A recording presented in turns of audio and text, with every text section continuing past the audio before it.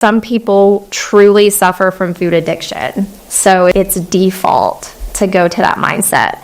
Some people go to that mindset due to environmental, social factors like, oh, what my friends think. So first, I like to determine why, and if it has to do with food addiction. PhD Weight Loss has really great resources on focusing around self-sabotage, things like that. I assign homework because who doesn't want to get the most out of their weight loss journey? And really helping them discover outside of our one-on-one coaching why they're feeling this way and how they can negate that, whether it's through positive thinking and starting the day off with just one positive thought about how great the day is going to go goes a long way. Welcome to the Dr. Ashley Show. Welcome to the Dr. Ashley Show. I'm Dr. Ashley, and today I'm super excited to have Jessica in the studio with us. Jessica's been with PhD for over 2 years now, right? She's been a coach, she's been a consultant, she is one of our nationwide team leaders where you lead, like, how many people through that? 10, 12? More? My personal team is about 12 people. 12 people who serve our clients nationwide at home. And now she's stepping into even an operations seat, right? Where you're going to be leading the company wide, which is really exciting. Very exciting, yeah. I'm so excited for that. Yeah, so I would love to dive in and just talk about some client stories, some of your experience coaching clients. And I'd love for you to share a little bit about your role and how you first learned about PhD and became involved. It's actually a really funny story. I just remember driving on my way to my previous job, and I was listening to 99.9, and I heard Amanda Fox on the radio. And she was telling the story about how it was so cold outside. She did not want to go for her walk. And she said, but my coach inspired me through PhD weight loss to put on a jacket and do it anyways. And I knew at that moment that was the type of life change, that sustainable life change that I wanted to be a part of. So that was a big turning point in learning about PhD, was basically on the radio. That's awesome. I love that. A lot of our clients hear us through the radio too. Oh, yeah. So I can see for you how that was impactful because you get outside and you walk a lot. You hike like crazy, don't you? I do. I think walking is incredibly important for weight management, and I'm a massive hiker. So we live here in Asheville where we're so lucky to have the mountains, and I spend a lot of time walking. What's the longest hike you've done in like one day or something?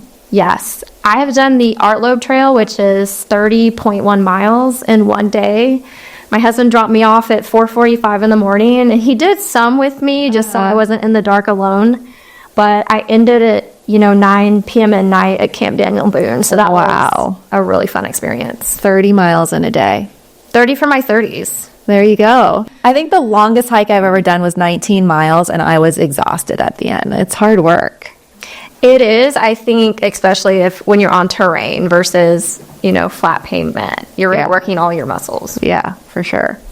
So I would love for you to share with us what you have found when you were a coach, what the most common reasons were that clients came in, and if you found any recurring patterns when it came to clients' struggles, both physically and mentally. Really, the biggest thing is clients are done. It takes a lot of courage to reach out to us. And at that point, they've all done the same thing. They've all yo-yo dieted. There's so much information out there. So they've yo-yo dieted. They haven't figured out how to quite get all of that weight off. So that's a really common struggle and a reason why they come to us, because we're sustainable. We help people actually get to the weight that they want to be and keep it off for the rest of their life. So by saying that clients are done, do you mean that they're at threshold, like they are ready to make a big change? Yeah, they're at threshold. So they're so ready. And that's honestly a really exciting moment to be a part of, to help someone really start that last weight loss journey. Yeah. I found that people come in often if they've been diagnosed with like type 2 diabetes or pre-diabetes, they've had a heart attack. A lot of people just don't want to be a burden for their family as they age. They want to play with their grandkids, get on the ground, play with their kids, and just be as present as they can be. In your experience, what would you say are the biggest mental hurdles that clients face during their journey, and how do you help them overcome their doubts? Hey there, need extra support staying hydrated while shedding pounds and maintaining weight loss? Introducing Dr. Ashley's Electrolyte Plus, which I created just for this purpose. Packed with evidence-backed ingredients like vitamin D, C, and zinc for immune support, B vitamins for energy, and a blend of full-spectrum electrolytes and minerals to hydrate, stabilize glucose levels, and curb cravings. Visit drashleywellness.com and use code ASHLEY10 for 10% off your first purchase or 20% off your first subscription order with free shipping. Plus, enjoy a 30-day money-back guarantee. Back to the show. I would say limited mindset versus abundance mindset is a really big one. So it's really exciting when you first get started, and it's easy mentally to get caught up in maybe what you're not doing right now, what you're not you're not eating foods that don't serve you or don't love you anymore. So it's easy to focus on those items versus I get to eat all of these healthy foods that love me back and that are serving me, or I get to walk. Some people struggle even to do that. So I get to go on my walks. I get to be a part of this life change. So I think focusing on the abundance part of your journey is really important. I think fear of missing out is a really big mindset hurdle. So, fear when you're going to social events, that can really start the process of getting into your head about the process. Mm-hmm. So like a deprivation mindset, gosh, I can't have this, focusing on what you can't have rather than what you can. Absolutely. Yeah, the way that we talk to ourselves is so important. Our brain is like a computer, and the words we use dictate the equations and everything that's going, the coding. How do you get people out of that mindset? How have you coached them? It depends on why they're in that mindset. So some people truly suffer from food addiction. So it's default to go to that mindset. Some people go to that mindset due to environmental, social factors like, what my friends think. So first, I like to determine why, and if it has to do with food addiction, PhD Weight Loss has really great resources on focusing around self-sabotage, things like that. I assign homework because who doesn't want to get the most out of their weight loss journey, and really helping them discover outside of our one-on-one coaching why they're feeling this way and how they can negate that, whether it's through positive thinking and starting the day off with just one positive thought about how great the day is going to go goes a long way. Mm-hmm. Gratitude. Waking up and maybe 2 to 3 things that you were grateful for. Yeah. Focusing on the positive really does help to change things around. Do you have any stories to show how someone's turned that around? Yes, I had specifically a client named Sally. She actually worked in food and wine. That's tricky. Yes, she was in her 30s. She lived in wine country. Mm-hmm. And she was so focused on, I'm at these social events, it's my job, and everyone's sipping wine, and I just want to be a part of that. I want to feel like a wine professional. Mm-hmm. And I ended up asking her why. Why did she feel that way? And really, it was just she thought it may limit her career to not drink alcohol. And what we decided to do was first tell herself a different story. Like, it's okay to not drink wine at these events. And second, carry around a wine glass and put a sparkling water or a club soda with a squeeze of lemon in it. Mm-hmm. Something that kind of gives you that feel walking around with a beverage without sabotaging what's most important right now, which is her weight loss goal. Yeah. So did it impact her career negatively by not doing the wine? Absolutely not. No. I think that was a limited mindset. Mm-hmm. So she was, we tell ourselves stories in our minds all the time. I think it was a fear that she had to overcome. Mm-hmm. And she was so glad that she was able to navigate that. And she said that it didn't impact her career at all. And it was just all in her head. Mm-hmm. Yeah, I often find that when I'm thinking about food or fitness or even business, sometimes I'll even start saying okay, this could be a limiting story that I have in my mind, but here's how I'm feeling. And most often it is a limited story that I'm telling myself, and it's just not true. So we talk a lot about building small habits for our clients. Really, that's the key. And I'd love for you to walk us through how you've guided a client before to build small habits that have contributed to an overall big success? So first, my favorite tactic personally is habit stacking. So habit stacking is when you take a habit you're already executing on a daily basis and you stack a new habit that you want to do along with it. That kind of helps you not forget. And I had a client who she really needed to take a daily vitamin. Mm-hmm. That was it seems minor, but it was a big goal for her to really improve her wellness. So she wanted to take a daily vitamin, and she was already drinking the Dr. Ashley Wellness Electrolytes first thing in the morning, no matter what, on the way to work, on the way to the gym. So what me and her discussed was she put her vitamin bottle right next to her shaker bottle so that when she mixed up her Dr. Ashley Wellness in the morning, she immediately took her vitamin.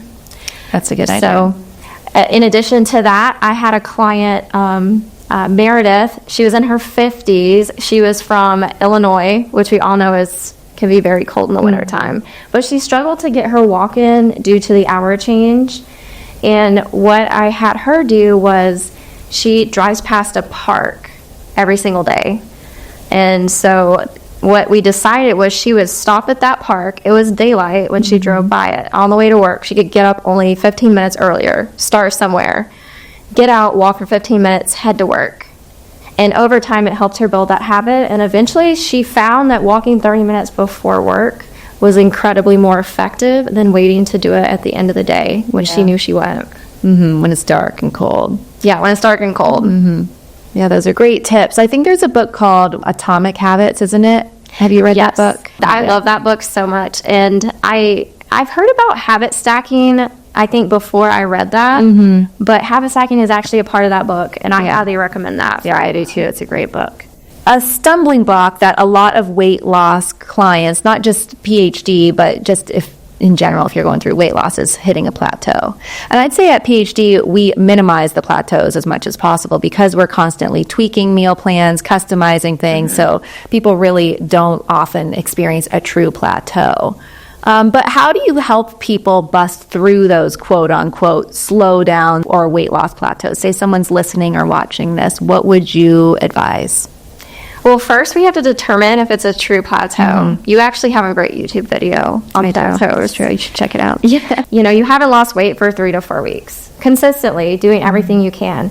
So once we've determined that and we feel that everything is on point as far as exercise or nutrition, I like to do I call it a program reset. And because over time, we feel like we're precise in our program, but we kind of get into these habits of eyeballing our portion sizes, maybe leaning more on sauces that we should probably limit a little bit more. So I had a client, and his name was Dave. He was actually in his 50s, and he was from a community in Florida. And he swore he was doing everything right. What I recommended was, let's go ahead and do what I call a program reset. It's going to be a really fun challenge. So I want you to pretend like this is week 1, and we're going to get back to the very simple basics. You're going to weigh. You're going to, maybe let's pause the sauces for now and just see how that goes. And let's just get to the bare minimum of your program. And that actually worked for him, and he blasted through that plateau in the first week. So that was incredible. I think another secondary issue, which again you mentioned in your video, is mindset. And sometimes you are doing everything absolutely perfect, you're executing your plan, but your mindset isn't there. And what we tell ourselves, our actions, it leads our bodies. So we have to believe that we can reach our optimal weight. We have to believe that we can lose weight, because otherwise it actually will plateau you. And I think it has a lot to do with cortisol levels and stressing yourself out. Yeah, so a true plateau is not seeing weight loss or any kind of body composition shifts, Correct. Changes in how your clothes fit, all of those counts. It can be a non-scale situation where you're still seeing success. But if you're not seeing any movement in non-scale or on the scale for, say, 4 to 6 weeks, then it could be considered a real plateau, right? Absolutely. And then most of those plateaus are psychological. Mindset, like you said. If we can't believe it, then it's really hard to achieve it. If we can't see it, then the body's not going to follow. And so we'll have clients all the time be like, I'm following everything precisely. I'm working so hard. Nothing's changed. And we'll say, okay, well, can you visualize it? Can you see it? Do you believe it? And once we can get them to break through that barrier, the weight starts to just drop off again. Yeah. So that's a big component. And then I have a similar story. I was coaching a client. She's like, I'm following everything precisely. I haven't dropped weight in 4 weeks. And it's like, well, do you eat anything off plan? She's like, well, the only thing I do is some coconut butter. You know, fats are healthy, and that's true. They are really healthy. She's like, and I only go to it like the jar once a day. So it's really not that much, maybe a tablespoon max. And it's like, okay, let's do a program reset. Let's go back to the basics. Do not eat, sip, or taste anything off this plan. Yeah. Just do an experiment for me, because if you're doing that and we're not seeing weight loss, then something's off and we need to fix that. But that's the first thing we need to do. And so she came back that week, she dropped 5 pounds. Wow. Yeah.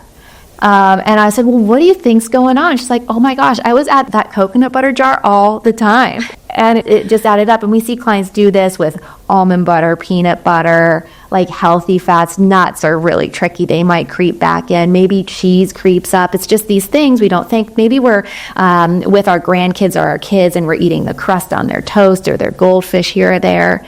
Those things, I call that the creep, and they really do impact it. So if you're experiencing a plateau or a slowdown, go back to basics, pare it down, and you'll probably find that it jumpstarts again. And if it doesn't, check out the mental aspect, watch the podcast where I dive into all those details. And if you're still stuck and you're not a PhD weight loss client, maybe you should be, and give us a call so we can figure that out. Okay, so sometimes people struggle being honest about their efforts and really holding them accountable to their own actions. So how do you as a coach hold them accountable, help them take ownership? Because really we have to take responsibility, but that's hard to do sometimes. So how do you help people with that? Sometimes clients don't want to be honest in their accountability because they really don't want to disappoint our amazing team of coaches. Yeah. So they love talking to them. And I just remind clients, this is not about me. And this is not about, maybe anyone else in your life. This is about you. And when you are dishonest in your accountability or your efforts in your weight loss, the only person it hurts is yourself.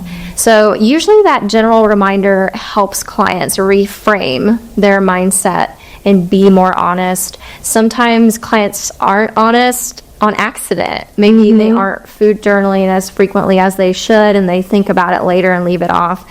And in that case, I like to create more tactics of food journaling more often throughout the day, even keeping a notepad on you. Yeah. If you're not logging online, to just make sure you don't forget anything and accidentally be dishonest. Yeah, there's no shame, no guilt. I think that setbacks are a part of the process. We learn from them. I'd take that as a win. It doesn't matter if we have a quote-unquote failure. I don't think there are any failures. No. And our coaches are super compassionate to that. So it's all about honesty so that we can help you. It doesn't matter if you've not been perfect. Actually, I think it's better if you're not perfect, because if we're 100% perfect, we have a tendency to have this kind of all or nothing, black or white thinking, where we're either 100% perfect or we fall off completely and have a hard time turning it around. So I'm not giving you excuses to not follow a meal plan, but if you have a setback, if you fall off, if you eat something that's not perfect, it does not matter. All that matters is that you get back up and you turn it around. That's all that matters in life, I think, right? Is that we take these setbacks and we turn them into a win by learning. Absolutely, because if we don't know, if the coaches don't know what's going on, we can't help our clients navigate or combat these choices, because the biggest part of potentially falling off is creating a game plan to get back on, and in addition to that, creating a plan to potentially negate it in the future. Right. Yeah, I agree with that. So we talked a little bit about non-scale victories, and I was actually, once a month, I meet with all of our PhD weight loss clients who have dropped all the weight and they're in quote-unquote maintenance, right? They're doing the work, keeping the weight off for good, establishing new goals, and I love this meeting that I get with them. And we were talking about the importance of focusing on non-scale victories. And these are the victories where I'll share some that I heard from our clients. Reversing type 2 diabetes, no longer on any kind of medication whatsoever, fitting into clothes that they've had in their closet for years and loving the way they fit in their jeans. A client, Tom, said that he thought he was going to have spine surgery and didn't need it after dropping 100 pounds. I don't know, have you heard of any other non-scale victories? Absolutely.